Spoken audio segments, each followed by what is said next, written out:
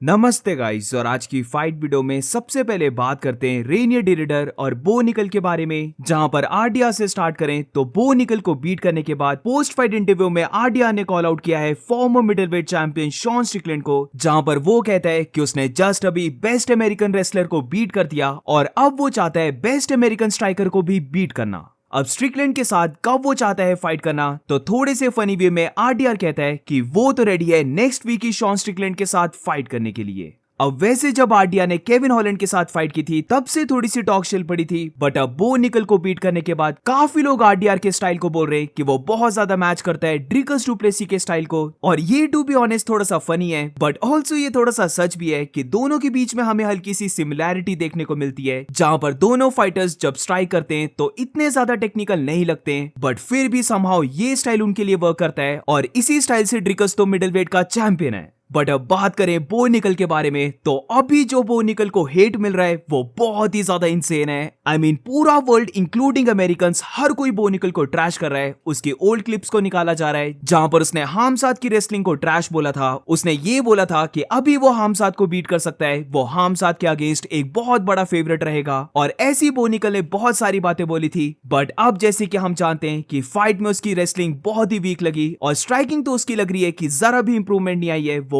बहुत ही ज्यादा बेसिक है। और अल्टीमेटली सबसे बड़ी बात कि बो निकल अब अनडिफीटेड नहीं बचा है, वो एक बहुत बड़ा लॉस ले चुका है और जिस वजह से उसने फाइट को लूज भी किया है, जहां पर वो बॉडी शॉट से नॉकआउट हुआ है, तो इन सारी चीजों की वजह से अभी बो निकल का बहुत ज्यादा मजाक उड़ाया जा रहा है और उसे काफी ज्यादा हेट मिल रहा है। अब मैं यहां पर झूठ नहीं बोलूंगा, मैं कल से देख रहा हूं कि कब हामजा चिमाएब ट्वीट करेगा, कब हामजा चिमाएब बो निकल को ट्रैश करने वाला है। बट अनफॉर्चुनेटली अभी तक हामजा ने कोई भी ट्वीट नहीं किया है, तो मैं होप कर रहा हूं कि वो ट्वीट करे। वेरस अब रही बात बो निकल की, तो बो निकल ने एक मैसेज को डिलीवर किया है जहां पर वो यही कह रहा है कि वो काफी ग्रेटफुल है हाइस के लिए एज वेल एज लोस के लिए, और वो डेफिनेटली वापिस आएगा। अब इसके साथ जैसे कि बो निकल अनडिफीटेड था, बट अब वो नो लॉन्गर अनडिफीटेड बचा है, तो नेक्स्ट अपडेट में स्टैट्स की बात करते हैं कि कैसे 2025 का ईयर एक नाइटमेयर है फॉर द अनडिफीटेड फाइटर्स। तो अभी तक इस साल 35 अनडिफीटेड फाइटर्स ने फाइट किया है, और स्क्रीन में तुम स्टैट्स को देख रहे होंगे कि उन 35 में से बस ऐसे 13 फाइटर्स हैं जो अभी भी अनडिफीटेड हैं, वेयरएज रिमेनिंग 22 फाइटर्स जो अनडिफीटेड थे वो अब इस साल डिफीट हो चुके हैं।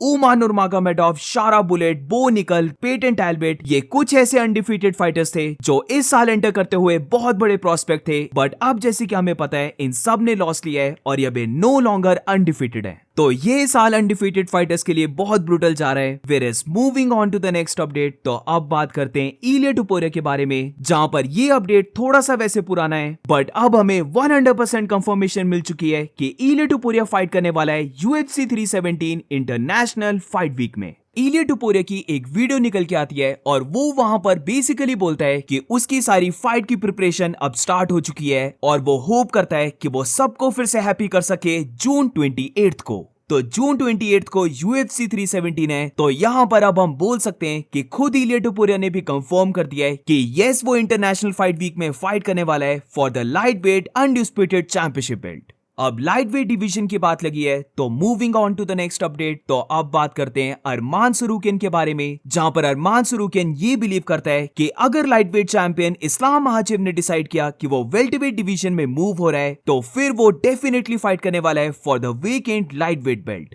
तो अरमान का ये कहना था कि अभी इस्लाम महाचेब की सिचुएशन पूरी अनक्लियर है कि क्या वो लाइट वेट डिवीजन में रहेगा या फिर वो मूव करने वाला है वेल्टरवेट डिवीजन में, बट उसे इतना पता है कि अभी वो खुद टाइटल रेस से बाहर हो चुका है। जब उसे अपॉर्चुनिटी मिली तो वो इंजर्ड हो गया था, तो इसीलिए उसे नहीं लगता कि वो एकदम से टाइटल के लिए फाइट करने वाला है। पर इसी के साथ अगर ऐसा होता है कि इस्लाम महाचेब डायरेक्टली वेल्टरवेट डिवीजन में मूव हो जाता है और लाइट वेट बेल्ट का कोई भी चैंपियन नहीं बचता है, तो फिर वो ट्रूली बिलीव करता है कि वो फाइट करेगा for the vacant light weight belt. इसी के साथ अगर दूसरी चीज होती है जहां पर इस्लाम महाचेब 155 पाउंड्स में ही फाइट करता है, यानी कि लाइट वेट डिवीजन में ही फाइट करता है, तो फिर जैसे उसने कहा कि उसे इमीडिएट टाइटल शॉट तो नहीं मिलने वाला और मोस्ट लाइकली यहां पर इस्लाम फिर फाइट करेगा इलिया टुपुरिया के साथ। वेयरएज अगर उसकी बात हो तो या तो फिर वो मीनवाइल किसी और फाइटर के साथ फाइट करके उस फाइट को विन कर लेगा, या फिर अगर उसे कोई भी ओपोनेंट नहीं मिलता है तो वो वेट करेगा और बाद में फिर फाइट करेगा इस्लाम महाचेब और इलिया टुपुरिया के विनर के साथ। वो तो खुद चाहता है कि वो फाइट करे, जहां पर वो चाहता है कि वो चार्ल्स ओलिवेरा के साथ रीमैच करे या फिर वो एक न्यू नेम यानी कि जस्टिन गेची के साथ फाइट करे, उन फाइट्स को कामली विन करे और फिर अपने टाइटल शॉट को रिक्लेम करे।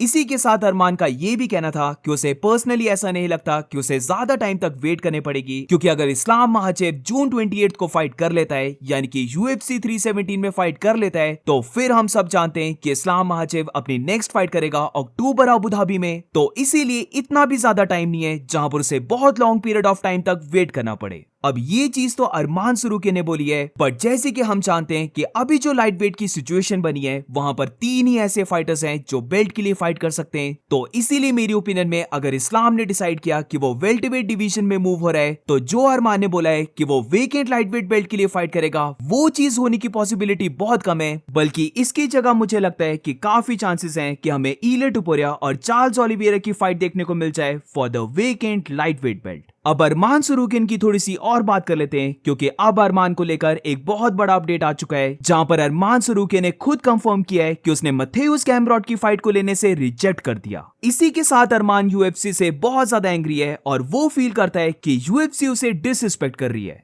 तो पूरी बात क्या है अगर मैं शॉर्ट में बताऊं, तो बेसिकली UFC ने जुलाई 26 जो अबू धाबी का कार्ड है वहां पर अरमान सरूकी को मैथ्यूस गैमरॉट की फाइट का ऑफर किया था, बट ये ऑफर देखते हुए अरमान सरूकी बहुत ज्यादा एंग्री हो गया और उसने इस ऑफर को डिक्लाइन कर दिया। तो अरमान का ये कहना था कि उसे एटलीस्ट टॉप 5 या फिर टॉप 6 फाइटर्स के साथ फाइट करनी पड़ेगी और तभी वहां पर विन लेने के बाद उसे गारंटी मिल सकती है नेक्स्ट टाइटल शॉट की। बट UFC की साइड से ये देखना कि उन्होंने उसे number 10 rank fighter Mateusz Gamrot offer किया, तो ये उसे नॉट ओनली एंग्री करता है बट ऑल्सो उसे फील होता है कि ये बहुत ज्यादा डिसरिस्पेक्टफुल है, क्योंकि वो अभी लाइट वेट डिवीजन का नंबर 1 रैंक फाइटर है और जब वो पहले नंबर 10 पे था तो और तो किसी ने भी उसे ये अपॉर्चुनिटी नहीं दी, तो फिर वो ऐसी अपॉर्चुनिटी किसी और को क्यों दे। वो नंबर 1 रैंक फाइटर है तो उसे डेफिनेटली किसी टॉप रैंक फाइटर के साथ ही फाइट करनी चाहिए ताकि फिर उसे टाइटल शॉट मिल सके, और यही रीजन है जिसकी वजह से उसने गैमरॉट की फाइट को एक्सेप्ट नहीं किया। अब देखो अरमान की ये चीज हम दो साइड से देख सकते हैं, जहां पर एक साइड ये है कि अरमान सरूकी ने खुद बोला था कि वो जानता है कि उसे टाइटल शॉट नहीं मिल रहा तो वो किसी भी ओपोनेंट के साथ फाइट कर सकता है, बट इसके साथ जो अभी अरमान ने किया है जहां पर उसने गैमरॉट की फाइट को डिक्लाइन कर दिया, ये मुझे सच में बहुत बेटर चॉइस लग रही है, क्योंकि यहाँ पर अरमान अपनी साइड से बिल्कुल ठीक है, वो नंबर 1 रैंक फाइटर है तो वो क्यों इतने लो रैंक फाइटर के साथ फाइट करे, और इसके ऊपर से तो बेटर है कि वो ज्यादा वेट कर ले, क्योंकि अगर ऐसा होता है कि बिलाल मोहम्मद फाइट को विन कर जाता है तो फिर इस्लाम महाचेव तो वेल्टरवेट डिवीजन में मूव नहीं कर पाएगा,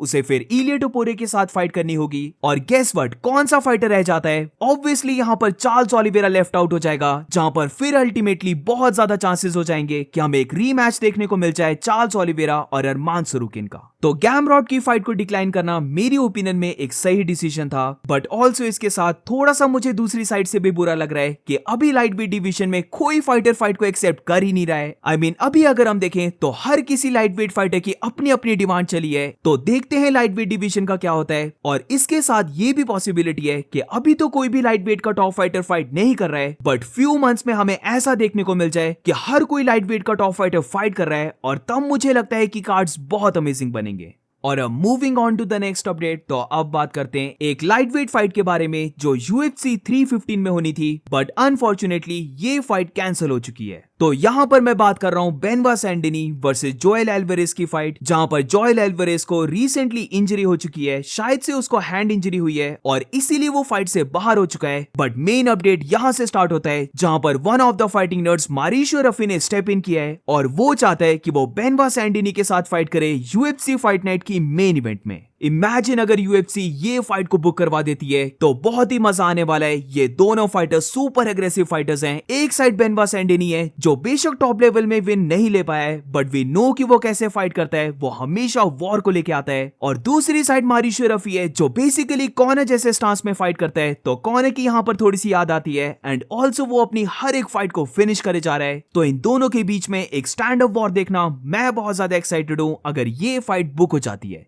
and that's it for today guys. आज की फाइट वीडियो में बस इतना ही। अगर तुम्हें वीडियो अच्छी लगी हो तो please make sure to like subscribe. मिलते हैं नेक्स्ट वीडियो में।